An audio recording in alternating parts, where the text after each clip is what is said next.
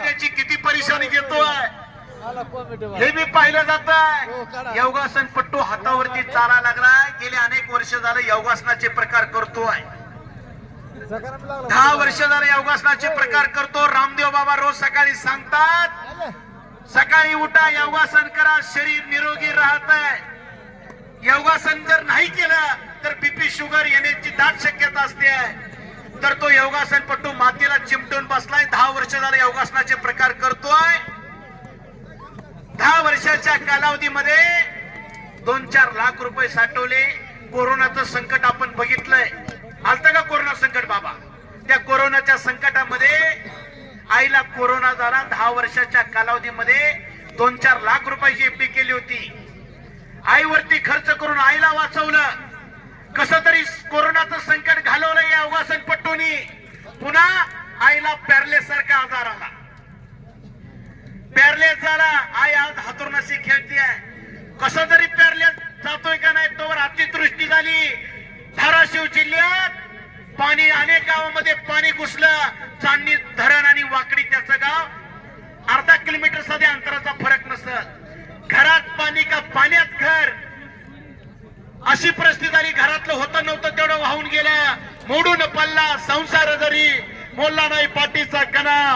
फक्त पाठीवर हात टाक म्हणून लढ म्हणा. गरीबाचं पोरगाय. पण अतिवृष्टी झाली. बाजीराव चव्हाण सारखा माणूस धाराशिव जिल्ह्यामध्ये धावून आला. मी वस्तुस्थिती सांगतोय. वैजनाथ अण्णा चव्हाणचा मला फोन आला. तो गरीबाचा पोरगा योगासन पट्टू बाजीराव दादा त्या ठिकाणी आर्थिक मदत म्हणून हजारो गाड्या त्या धाराशिव जिल्ह्यामध्ये आल्या आणि त्या माणसाने त्या योगासन पट्टूला मदत केली. वस्तुस्थिती सांगतोय. गरीबाची किती परीक्षा देऊ बघतोय.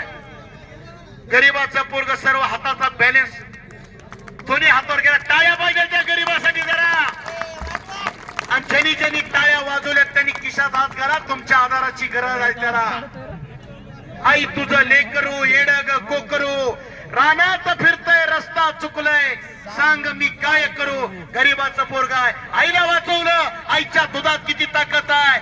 या जगातून ज्याची आई निघून गेली आहे त्याला आईचं महत्व कळतंय. आसरोबा खराडे यांच्याकडून योगासन पट्टूला 50 रुपयाचं बक्षीस. वस्तुस्थिती सांगतो. वैजनाथांचा फोन आला होता. त्याचं माझं गाव 15 किलोमीटर अंतरचं. पाठीमागून हात जोडतोय.